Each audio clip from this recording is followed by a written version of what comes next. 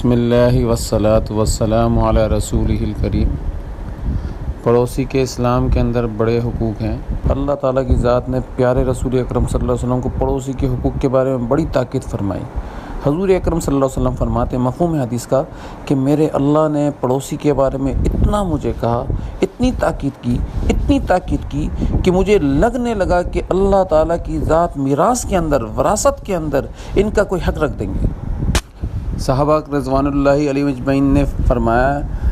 اور پوچھا سوال کہ یا رسول اللہ صلی اللہ علیہ وآلہ وسلم، پڑوسی کے حقوق بتا دیجئے، ہم پر پڑوسی کے کیا حقوق ہیں؟ تو حضور اکرم صلی اللہ علیہ وسلم نے فرمایا کہ پڑوسی کا تم پر یہ حق ہے کہ اگر اس کو مدد کی ضرورت پڑے تو تم اس کی مدد کرو،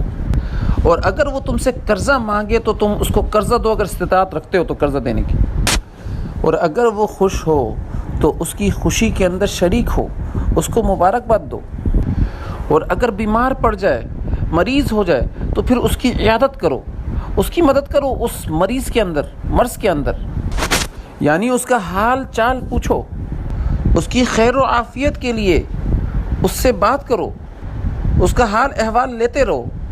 اور اگر وہ مر جائے تو اس کی تعزیت کرو۔ تعزیت سے نہیں روکا اسلام نے، پیارے رسول اکرم صلی اللہ علیہ وسلم نے فرمایا تعزیت کرو، ہاں جنازے کے اندر شریک مت ہو لیکن اس کی تعزیت کرنے کے لیے اس کے پاس جاؤ، اس کے گھر کی لوگوں سے تعزیت کرو اس کی۔ اور اگر تم نے اپنے گھر کی کوئی دیوار اونچی کرنی ہے تو پہلے پڑوسیوں سے پوچھ لو کہ کہیں دیوار اونچی کرنے سے کوئی ان کو تو تکلیف نہیں ہوگی، اور ایسے ہی اگر کوئی کام کرنا چاہتا ہے اور یہ دیکھ رہا ہے کہ بھئی اس سے پڑوسیوں کو تکلیف ہو رہی ہے تو وہ اس سے رک جائے، یا پہلے اس سے اجازت لے لے۔ اور اگر کوئی چیز کھا رہے ہو، پھل ہے، فروٹ ہے، یا کوئی ایسی چیز ہے تو اس کے آگے اس کے چھلکے نہ پھینکو۔ کوئی چیز پکڑی ہے اچھی تو پڑوسی کو اس کو پہنچاؤ، پڑوسی کو اس میں سے حصہ دو۔ اب آپ ایک حدیث سنیں، حضرت